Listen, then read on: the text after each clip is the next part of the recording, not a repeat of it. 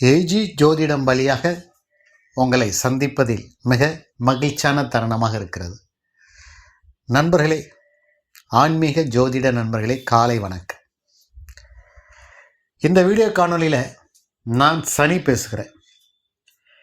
சனி பகவான் பேசினால் எப்படி இருக்கும் அப்படிங்கிறத பார்க்கலாம். சனி கருப்பு நிறம் கொண்டவன், தூயவன், ஈஸ்வர பட்டம் பெற்றவன், ஈஸ்வரனுக்கு நெருக்கமானவன். ஈஸ்வர பகவான் சொல்ற கடமைகளை நிறைவேற்றக்கூடியவன். நான் ஜாதகத்தில் என் சொந்த வீடு கும்பம் மகரம். மகரம் பெண் வீடு, கும்பம் ஆண் வீடு. எனக்கு பிடித்த நட்பு வீடு ரிஷபம். துலாத்தில் நான் உச்சமடைவேன். நீச வீடு மேசம். பலவீனமான வீடுங்கிறது மேசம். நட்பு வீடு தனுசு, மீனம், கன்னி, மிதுனம். பகை வீடு மேசம், விருச்சிகம், கடகம், சிம்மம். சனி பகவானிய நான் தண்டனை கொடுக்கலில் வல்லவன். கர்ம வினைகளுக்கு ஏற்ற தண்டனையை வழங்கக்கூடிய பொறுப்பில் இருக்கிறேன். ஒரு ராசியில் 2.5 ஆண்டுகள் இருந்து அவர்களுக்கு அருள் பாலிக்க தன்மையை ஈஸ்வரன் எனக்கு கொடுத்துள்ளார். 2.5 வருஷத்துக்கு ஒரு தடவை ராசியை விட்டு அடுத்த ராசிக்கு போவேன். உங்கள் ராசி நீங்கள் எதுவாக இருந்தாலும் சரி, என் சொந்த வீடு ராசியாக இருந்தாலும் சரி, மகரம் கும்பம், நட்பு வீடு ரிஷபம் துலாம், கன்னி மிதுனம். நீங்கள் எந்த ராசியும் லக்கணமாக இருந்தாலும் தவறு செய்தால் கடுமையாக தண்டிக்கக்கூடிய அமைப்பில் இருக்கிறேன். உங்கள் ராசிக்கு 12 வரும்போது விரயச்சனியாகவும், உங்கள் ராசிக்கு குள் வரும்போது ஜென்மச்சனியாகவும், ராசிக்கு 2ஆம் இடத்தில் வரும்போது பாதகச்சனியாகவும், ராசிக்கு 4ஆம் இடத்தில் வரும்போது அர்த்தாஷ்டம சனியாகவும், ராசிக்கு 7ஆம் இடத்தில் வரும்போது கண்டகச்சனியாகவும், ராசிக்கு 8ஆம் இடத்தில் வரும்போது அட்டமச்சனியாகவும் நான் பல வடிவங்களில் உருவாக்கப்படுவேன். தவறு செய்தவர்கள் மட்டும் எனக்கு பிடிக்கவே பிடிக்காது. ஒரு தடவை தவறு செய்து விட்டார்கள்.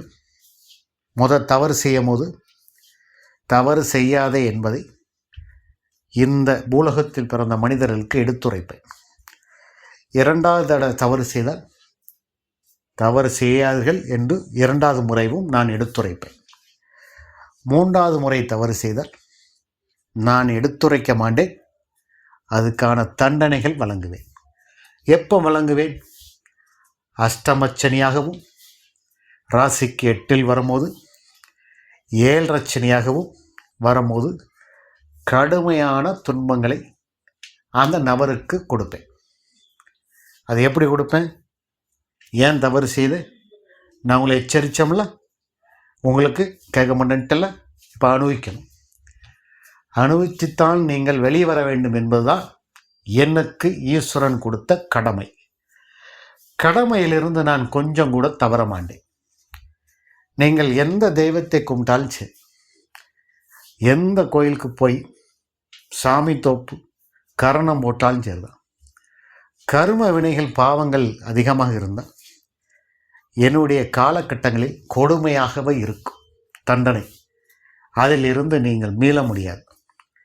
ஈஸ்வரனை நான் பிடித்திருக்கிறேன், பெருமாளை பிடித்திருக்கிறேன்.